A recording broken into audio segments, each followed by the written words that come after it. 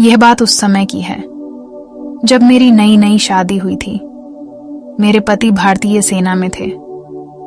इस समय वो नेवी में जॉब कर रहे थे। शादी के बाद जब मैं ससुराल गई तो सुहागरात भी नहीं हो पाई थी कि उनके पास कॉल आ गई थी उनके बॉस की। उन्होंने उन्हें फौरन वापस बुलाया भारत के पानी की जहाजों पर, और युद्ध के हालत बन गए थे। इसलिए मेरे पति फौरन ही मुझे छोड़कर बॉर्डर पर चले गए। वहीं पर उनकी पोस्टिंग थी। मैं तो वो भी नहीं पाई। मेरी सुहागरात अधूरी रह गई थी। फिर उन्होंने दूसरे दिन कॉल किया कि अब 3 महीने बाद ही आ पाएंगे।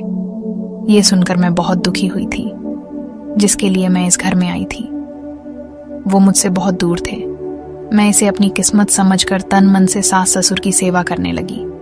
धीरे धीरे मेरे ससुर मुझे इधर उधर हाथ लगाने लगे। वो भी नेवी में थे और कैप्टन के पद पर रिटायर हुए थे। वो अब 60 साल से ज्यादा के हो चुके थे, पर उनकी फिटनेस कमाल की थी।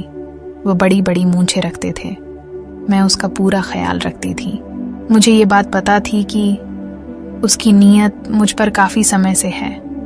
वो मेरे पति के जाने के बाद मुझे चाहते हैं, पर फिर भी मैं उनकी सेवा करती थी।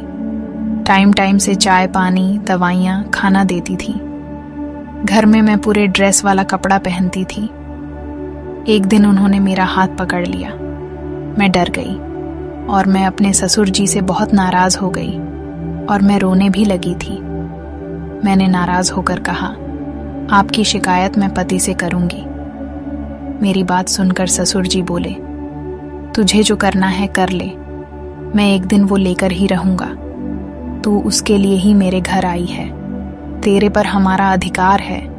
मेरा बेटा नहीं है तो क्या हुआ, मैं तो हूं ना।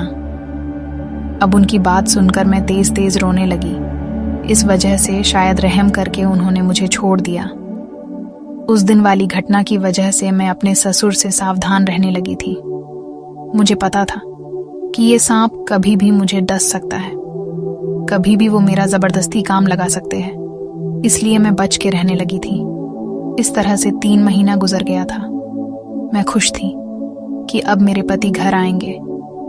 मैं फोन पर पूछने लगी, आप कब आ रहे हैं? तो जयंत ने कहा कि अभी बॉर्डर पर काफी तनाव है, इसलिए किसी भी सिपाही को छुट्टी नहीं मिली है। अभी 2-3 महीने बाद ही आ पाऊंगा। ये सुनकर मैं बहुत दुखी हो गई थी। उधर मेरे ससुर जी बार बार मर रहे थे। एक दिन मेरी सास डॉक्टर के पास दवा लेने गई थी। ससुर जी मुझे अकेला पा लिए और आकर पकड़ लिए। उस समय मैं गैस पर खाना बना रही थी। अरे डरो मत बहू, मैं तो तुमसे बहुत मोहब्बत करता हूं, बस थोड़ा सा प्यार तुम भी करो, ससुर जी बोले, और उन्होंने गैस बंद कर दी, जिससे वो मेरे साथ थोड़ा फ्री हो गए। फिर ससुर जी मुझे सीधा अपने रूम में ले जाने लगे। मैंने चीख कर कहा कि छोड़िए मुझे, वरना मैं हल्ला मचाऊंगी। तू कुछ भी कर ले, पर आज तुझे वो देकर ही रहूंगा।